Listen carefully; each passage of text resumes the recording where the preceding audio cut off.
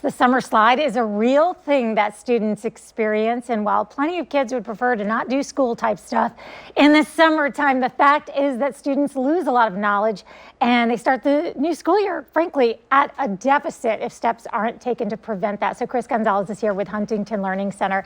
And Chris, you and I were talking, I told you that every summer we would go to my grandmother's house and she had us doing workbooks. I love it. We were appalled.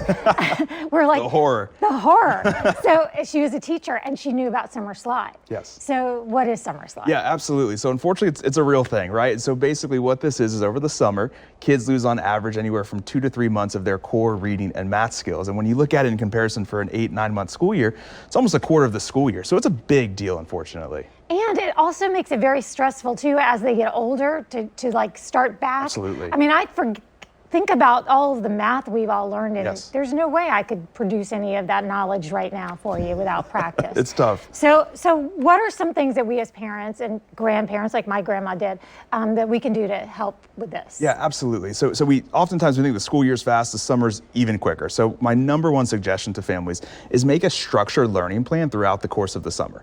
And it could be kind of on a weekly basis. Hey, we're gonna spend 4 or 5 hours a week dedicated to schoolwork, maybe a review packet, homework, book reading, whatever, but make it flexible. That's the next one. I think where parents sometimes get in trouble is where they make it rigid. Every 9 o'clock, we gotta be doing schoolwork.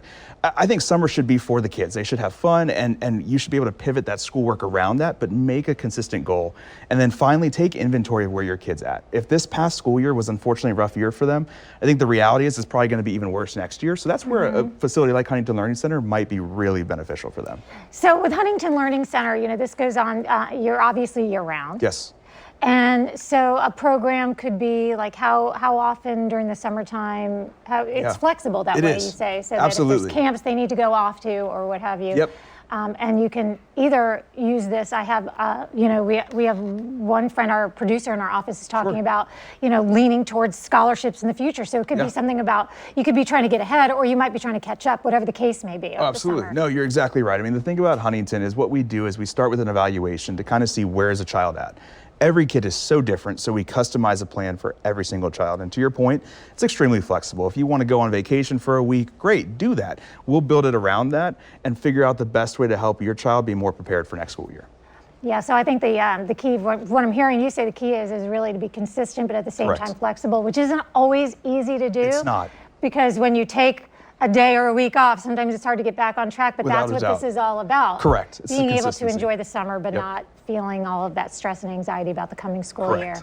Yep. HuntingtonHelps.com is your website. It is. And so everything you just said, we can find that in without a doubt. Tidy place. Yep, absolutely. Awesome. Thank you so much. Thank you so and much. thanks for the reminder. And kids, don't be mad at it. Chris, he's just the messenger. That's right. We'll be right back.